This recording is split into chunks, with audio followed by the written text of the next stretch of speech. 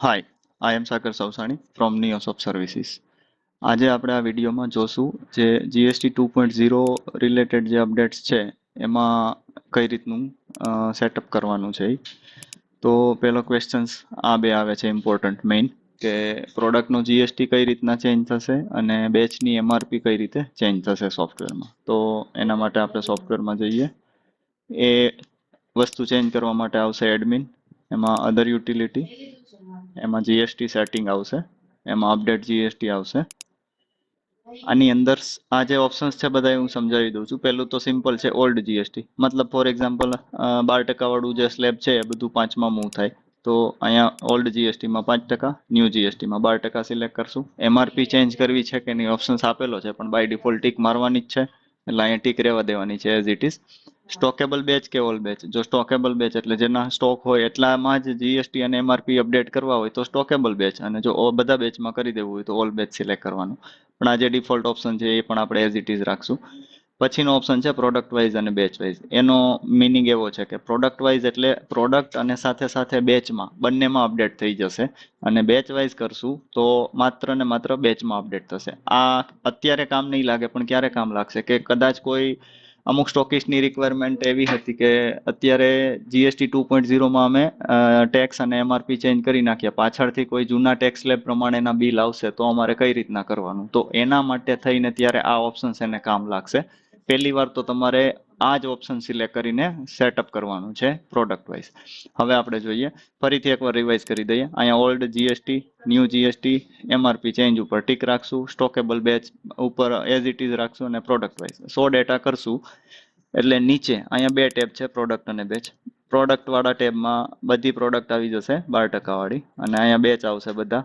એની અંદર ખાલી તમને બતાવશે કે આ એમઆરપી છે અને નવી એમઆરપી આ થશે, એનો સ્ટોક કેટલો છે આ. હવે અહીંયા પ્રોડક્ટ વાઇઝમાં સિલેક્શન પણ આપેલું છે. અહીંયા ઉપર સિલેક્ટ કરવાથી સિલેક્ટ ઓલ થઈ જશે. આ રીતે પણ કરી શકાય, સિલેક્ટ ઓલ કરી અપડેટ, અને અહીંયા યસ આપી દેશો એટલે એકી સાથે બધી જ 12% વાળી પ્રોડક્ટ 5%માં મૂવ થઈ જશે. જો એ રીતે ન કરવું હોય અને તમારા એકાઉન્ટન્ટ કે સીએ પાસેથી કે તમારી પાસે કઈ પ્રોપર સેટઅપ હોય કે ભાઈ આ પર્ટિક્યુલર એચએસએન કોડ જ 12%માંથી 5%માં મૂવ કરવો છે, તો તમે એચએસએન વાઇઝ પણ ફિલ્ટર કરી શકો છો આ રીતે કે આ એચએસએન કોડ જ મૂવ કરવો છે તો આ રીતના એચએસએન નું ફિલ્ટર અહીંયા ઓલ કરી દો. એ રીતે ન કરવું હોય, અહીંયા પર્ટિક્યુલર સિલેક્ટ કરશો તો પણ થઈ જશે. તો આ પ્રમાણે જે તમારે મૂવ કરવું છે એ ઇન્સર્ટ સિલેક્ટ કરવાનું છે, અને પછી અહીંયા અપડેટ ઉપર ક્લિક કરી દેવાનું છે. તો હવે આપણે આમાં એક વસ્તુ જોઈ લઈએ. જેમ કે અહીંયા આપણે બેચ પહેલા ચેક કરી લઈએ કે ફોર એક્ઝામ્પલ આ છે પ્રોડક્ટ અલ્પ્રાસ 0.25. હું અત્યારે એક સેમ્પલ બતાવવા માટે થઈને સિંગલ પ્રોડક્ટ જ હું મૂવ કરું છું. અત્યારે અલ્પ્રાક્સ વાળી જેટલી છે એ બધી પ્રોડક્ટને હું મૂવ કરી દઉં છું 12% ટુ 5%. અહીંયા અપડેટ અને યસ આપી દઉં છું, એટલે આ બધી પ્રોડક્ટ મૂવ થઈ જશે. રિફ્રેશ, આ જે લિસ્ટ હશે એ પાછું ફરીથી રિફ્રેશ થઈ જશે, અને એમાંથી જે પ્રોડક્ટ મૂવ થઈ ગઈ હશે એ નીકળી જશે. હવે એટલે આ પ્રમાણે આપણે પેલા બે ક્વેશ્ચન્સના આન્સર મળી ગયા કે પ્રોડક્ટનો જીએસટી સાથે સાથે બેચની એમઆરપી સિંગલ ઓપરેશનની અંદર કઈ રીતના અપડેટ થશે. હવે ત્રીજો ક્વેશ્ચન એવો આવશે કે જે એમઆરપી ને બધું અપડેટ થઈ ગયું છે, સોફ્ટવેરમાં મેસેજ આવી ગયો છે, પણ એ રીચેક કરવું હોય કે જૂની એમઆરપી શું હતી અને નવી એમઆરપી શું થઈ છે એ જોવું હોય, તો એના માટે આપણે અહીંથી જે બેચ વાળી હેલ્પ છે, અહીંયા બેચ વાળી હેલ્પ ઉપર ક્લિક કરશું, અને અહીંથી તમે સર્ચિંગ કરશો અલ્પ્રાક્સ, તો અહીંયા તમને બતાવી દેશે આ એમઆરપી અને આ ઓલ્ડ એમઆરપી. હજી નવા અપડેટ પછી કોઈને આ કોલમ્સ હશે નહીં ઓલ્ડ એમઆરપી ની, તો તમારે અહીંયા કોલમ ચૂઝરમાં જઈ એ એમઆરપી વાળી કોલમ એડ કરી દેવાની છે. આ રીતે ડબલ ક્લિક કરી કોલમ એડ કરી અને પછી સેવ લેઆઉટ કરી દેશો એટલે અત્યારે તમારે આ રીતના પરમેનન્ટ આ લેઆઉટ સ્ટોર થઈ જશે, જેમાં તમને બંને એમઆરપી સાથે બતાવશે. આ કરંટ એમઆરપી થઈ ગઈ છે, જ્યારે ઓલ્ડ એમઆરપી અહીંયા બતાવશે તમને. તો આ રીતે અહીંયા પણ ચેક કરી શકશું. હજી એક જગ્યાએ આપણે જોવું હોય કે આખું લિસ્ટ મારે ચેક કરવું છે, તો આપણે બેચ માસ્ટરના લિસ્ટ રિપોર્ટમાં જશું તો ત્યાં પણ મળશે. જેમ કે આ લિસ્ટ રિપોર્ટમાં આપણે ગયા, પર્ટિક્યુલર જે કંપની સિલેક્ટ કરવાની છે એ કંપની સિલેક્ટ કરી અને ઓકે કરશું એટલે આ રિપોર્ટ આવ્યો. આની અંદર પણ આપણે કોલમ ચૂઝરમાં જઈ અને ઓલ્ડ એમઆરપી એડ કરી અને આપણે જોઈ શકશું કે ઓલ્ડ એમઆરપી શું હતી આ રીતે. તો આ ત્રીજો ક્વેશ્ચન્સનો આન્સર આપણને મળી ગયો કે ચેક કરવું હોય તો આપણે કઈ રીતે કરી શકશું ઓલ્ડ એમઆરપી શું હતી અને નવી એમઆરપી શું છે. Bill format with dual MRP. તો બિલ ફોર્મેટનું સેટઅપ થઈ ગયું છે, એ તમને પ્રિવ્યુ ગ્રુપમાં મળી ગયું હશે કે બિલ ફોર્મેટ માં બંને એમઆરપી સાથે પ્રિન્ટ થશે, એમઆરપી અને ઓલ્ડ એમઆરપી. એક ઇમ્પોર્ટન્ટ ક્વેશ્ચન આ પણ આવેલો છે કે તમે જીએસટી 2.0 માં બધું મૂવ કરી દીધું પછી પાછળથી જૂની તારીખના કોઈ બિલ પરચેઝના એન્ટ્રી તમારે કરવાની આવી તો તમે કઈ રીતે કરશો? તો એના માટે આપણે પરચેઝમાં જઈએ. પરચેઝમાં જશું. હવે જે મેઇન પહેલા જોવાનું હતું, જેમ કે સેલ્સ કરીએ, જે નવો સ્લેબ આવી ગયો છે કે નહીં એકવાર ચેક કરી લઈએ. આપણે ભૂલી ગયા. અહીંયા આપણે કોઈ પણ પ્રોડક્ટ સિલેક્ટ કરી લીધી, પાર્ટી સિલેક્ટ કરી લીધી.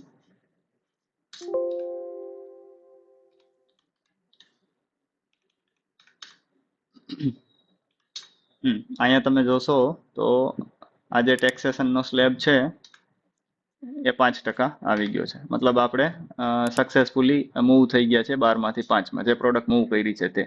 હવે આ એક લાસ્ટ જે ક્વેશ્ચન હતો કે જૂની પરચેઝની એન્ટ્રી કઈ રીતે કરવાની, તો એના માટે અહીં સોફ્ટવેરમાં બિફોર 2.0 ઓન ઓપ્શન્સ આપી દીધો છે પરચેઝમાં. અને જૂના જે કંઈ બિલ હશે એ તમારે મેન્યુઅલી એન્ટર કરવા પડશે. એમાં CSV ફોર્મેટથી મે બી કદાચ એમઆરપી મિસમેચ આવી શકે, એટલે જૂના બિલ જે કંઈ પાછળથી તમે એન્ટર કરો છો, એકવાર તમે આખી પ્રોસેસ કમ્પ્લીટ કરી અને નવા ટેક્સ સ્લેબમાં તમારી પ્રોડક્ટ અને બેચ મૂવ કરી દીધા પછી જો જૂના કોઈ બિલ આવે તો એની તમારે અહીં મેન્યુઅલી એન્ટ્રી કરી નાખવાની બિફોર 2.0 સિલેક્ટ કરીને. આ રીતે કે જે અહીંયા પ્રોડક્ટ આપણે ક્વાલિટી કોઈ લીધી, બિલ કોઈ પણ લઈ લીધું.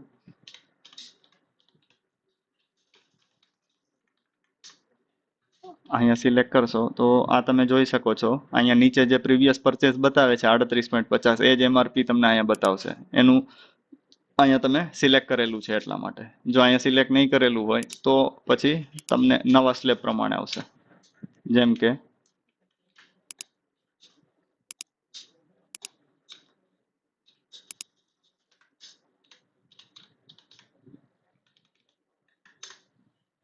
આ પ્રમાણે અહીંયા તમે જોઈ શકો છો નીચે 38.50, પણ અહીંયા 38.50 વાળી કોઈ એમઆરપી જ નથી. એટલે આ નવા સ્લેબ પ્રમાણેનું બધું આવી ગયું છે. એટલે તમારે જો જૂના બિલ એન્ટર કરવા હોય તો અહીંયા ટીક કરીને તમે જૂના બિલની એન્ટ્રી કરી શકો છો. હવે આનું અપડેટ્સ આજે બપોર સુધીમાં તમને મળી જશે, તમે લઈ શકો છો. અને કંઈ પણ ક્વેશ્ચન્સ હોય તો ઓફિસના કોન્ટેક્ટ નંબર પર કોલ કરીને તમે જાણી શકો છો શું કરવું શું નહીં. Okay, thank you.